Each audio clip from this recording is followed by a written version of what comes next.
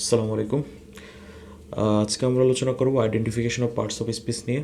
তো এটা খুবই একটা গুরুত্বপূর্ণ টপিক। এটা বিশেষ করে বিসিএস প্রিলি এবং ব্যাংকের প্রিলিতে এসে থাকে। তো ব্যাংকের প্রিলি থেকে বিসিএসের প্রিলি এবং অন্যান্য গভ জবে সবচেয়ে বেশি এসে থাকে। তো আমরা অ্যাকচুয়ালি খুবই একটা ছোট টেকনিকের মাধ্যমে এগুলো আইডেন্টিফাই করার চেষ্টা করব।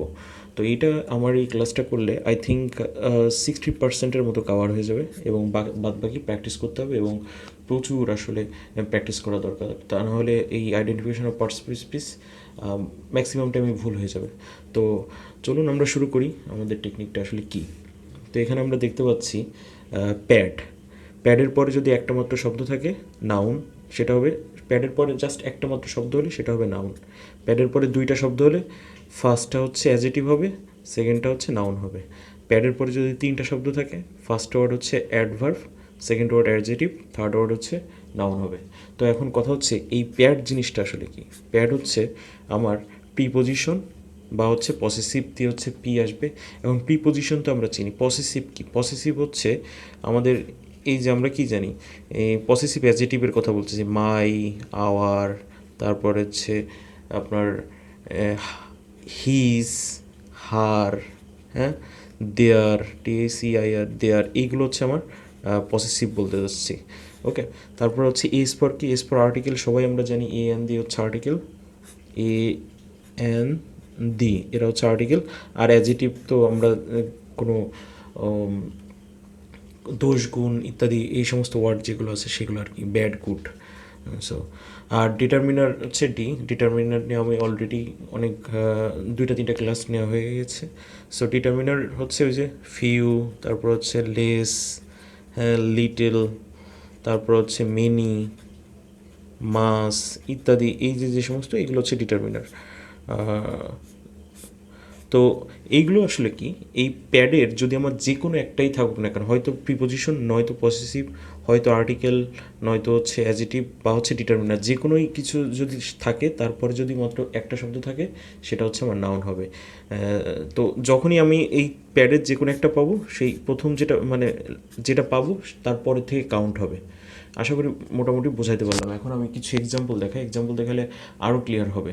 মানে ওকে, আমরা প্র্যাকটিসে চলে আসি। আমরা এখানে টোটাল 6টা প্র্যাকটিস নিয়ে কথাবার্তা বলবো। তো প্রথমটা হচ্ছে কি, I always like your performance. তো এখানে পারফরমেন্সের নিচে দাগ দেওয়া আছে, তার মানে এটাকে আমার আইডেন্টিফাই করা লাগবে যে এটা কী, কোন parts of speech.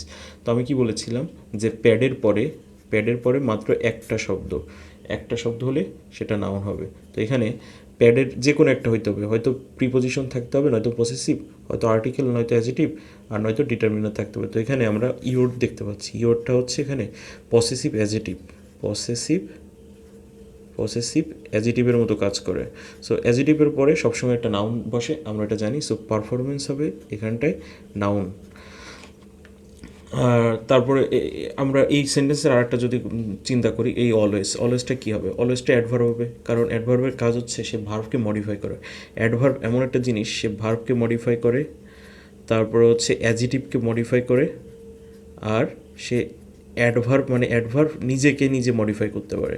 Adverb noun প্রোনাউনকে কিন্তু মডিফাই করতে পারে না, কিন্তু অ্যাডজেটিভ কিন্তু নাউনকে মডিফাই করতে পারে, প্রোনাউনকে মডিফাই করতে পারে। এখানে আমরা যেমন দেখতে পাচ্ছি যে ইওরটা কিন্তু পারফরমেন্সকে মডিফাই করছে। তারপরে সেকেন্ড অপশনটা আমরা দেখি যে cricket enjoys a huge flowing in BD. মানে বিডি দিয়ে আসলে আমি বাংলাদেশ বোঝাচ্ছি। তো এখানে হিউজের নিচে দাগানো আছে আর হচ্ছে ফলোয়িংয়ের নিচে। তো আমরা কি জানি, এই যে এটা কি একটা আর্টিকেল না? এ আর্টিকেল হিসাবে কাজ করে এখানে। সো আর্টিকেলের পরে দুইটা শব্দ থাকলে প্রথম শব্দটা হচ্ছে অ্যাজেটিভ, তো হিউজটা হবে অ্যাজেটিভ, আর ফলোয়িংটা হবে হচ্ছে আমার নাউন। আর আমরা আরেকটা জিনিস জানি, সেটা হচ্ছে প্রিপোজিশনের পরে, ইনটা তো প্রিপোজিশনের পরে সবসময় নাউন থাকে, তাই তো? ওই যে প্যাডের পরে যদি একটা মাত্র যদি শব্দ থাকে, তার মানে বাংলাদেশ এটা নাউন, এটা আমরা বুঝতেই পারছি খুব সহজে। তো দেখাতে যাচ্ছিলাম আসলে যেগুলো দাগানো আছে শুধু সেইগুলো, কিন্তু বাদ বাকি সবই দেখানো হয়ে যাচ্ছে। যাই হোক, ব্যাপার না। আমরা 3 নম্বর প্র্যাকটিসে যদি যাই, এখানে এক্সাম্পল দেখতে পাচ্ছি কী লেখা, ইট ওয়াজ মাই এক্সট্রিমলি ফেভারিট বুক। তো মাইটা কি? মাইটা হচ্ছে আমার পসেসিভ, প্যাডের যে কোনো একটা আমার পেয়ে গেছি, তার মানে এরপর থেকে আমার কাউন্ট করা শুরু হয়ে যাবে। এখানে এক্সট্রিমলি ফেভারিট বুক তিনটা নিচে দাগানো, তো তিনটাই যেহেতু দাগানো, তার মানে প্রথম যে শব্দটা এটা হবে হচ্ছে আমার অ্যাজেটিভ, সরি এটা হচ্ছে আমার অ্যাডভার্ব হবে। প্রথমটা হলে অ্যাডভার্ব, তারপরেরটা অ্যাডজেক্টিভ, আর তারপরেরটা হচ্ছে নাউন। ওকে, তারপরে 4 নম্বর এক্সাম্পল দেখি। A number of boys were present, মানে বালকেরা উপস্থিত ছিল এরকম কিছু বোঝাচ্ছে। সো আমার ওইটা দেখার বিষয় না, আমার বিষয় হচ্ছে কি নাম্বারটা আসলে কোন পার্টস অফ স্পিচ। তো নাম্বারের আগে আমরা কি দেখতে পাচ্ছি, নাম্বারের আগে আমরা দেখতে পাচ্ছি এই যে আর্টিকেল এ বসছে, তার মানে প্যাডের একটা যে কোনো একটা বসলে আমার শুরু হয়ে যাবে কাউন্ট। সো এখানে এ দিয়ে শুরু হয়ে গেছে, তার মানে এর পরে কী আছে, নাম্বার। এখন কথা হচ্ছে ভাই এখানে অফটা কেন আমি কাউন্ট করলাম না, তাই না? অনেকের মনে প্রশ্ন আসতে পারে, অফটা তো প্রিপোজিশন, সব প্রিপোজিশন নিয়ে আমাদের কোনো কাজকর্ম নেই, আমাদের জাস্ট প্রিপোজিশন ভার্ভ এইগুলো নিয়ে আমাদের কোনো কথা নেই। আমাদের কথা হচ্ছে এই যে প্রথম কী আছে সেটার পরে কী আছে এটা। ওকে, তো প্রথমের পরে আছে নাম্বার, একটা মাত্র শব্দ। যদি আমার প্যাডের পরে একটা মাত্র শব্দ থাকে সেটা হবে নাউন। সো এখানে নাম্বার হবে নাউন। আবার অফ কি, অফ প্রিপোজিশন, প্রিপোজিশনের কোথায় বসে, প্রিপোজিশন সবসময় নাউনের পূর্বে বসে। সো এখানে আমরা দেখতে পাচ্ছি যে প্রিপোজিশন প্যাডের আবার আরেকটা রুল পড়ে যাচ্ছে, বয়েজও এখানে নাউন হিসেবে কাজ করবে। এখন কথা হচ্ছে ওয়ার্ডটা কেন কাউন্ট করলাম না, ওয়ারও তো একটা শব্দ, তাই না? ওয়ার তো ভার্ভ। সো ভার্ব যদি চলে আসে তখন আর প্যাডের রুল কাজ হবে না, প্যাডের রুল ওই পর্যন্তই কাজ করবে যতদূর পর্যন্ত ভার্ব বা হচ্ছে আমার একটা প্রিপোজিশন বা কোনো স্টপ মানে ফুল স্টপ আসতেছে না, ততক্ষণ পর্যন্ত কাজ করবে। আচ্ছা, এখানে আমরা আর একটা এক্সাম্পল দেখতে পাচ্ছি যে I will take a no. তো নোটা কোন পার্টস অফ স্পিচ, যেহেতু এখানে আর্টিকেল আছে, আর্টিকেলের পরে একটা মাত্র শব্দ, সো নো এখানে নাউন হবে। Please reply to the অ্যাভভ question. তো অ্যাভভ মানে কি, অ্যাভভ মানে উপরের কোশ্চেনগুলোর অ্যান্সার দাও, তাই তো? তো এখানে অ্যাভবের আগে কী আছে আমরা দেখতে পাচ্ছি, আর্টিকেল আছে।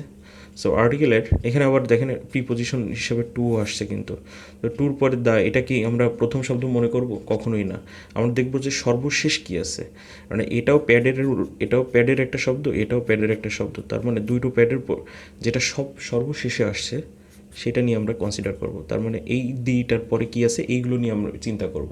তো এখানে দেখুন দার পরে দুইটা শব্দ আছে, অ্যাভভ এবং কোশ্চেন। যদিও আমাকে শুধুমাত্র অ্যাভভ আইডেন্টিফাই করতে বলছে, সো অ্যাভভটা হবে অ্যাজেটিভ আর কোশ্চেনটা হবে নাউন। খুবই সহজ। তো আশা করি মোটামুটি আমি বোঝাতে পারলাম।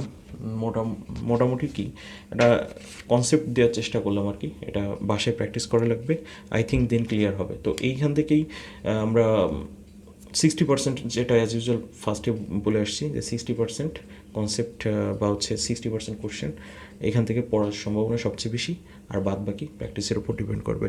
সবাইকে ধন্যবাদ, আল্লাহ হাফেজ।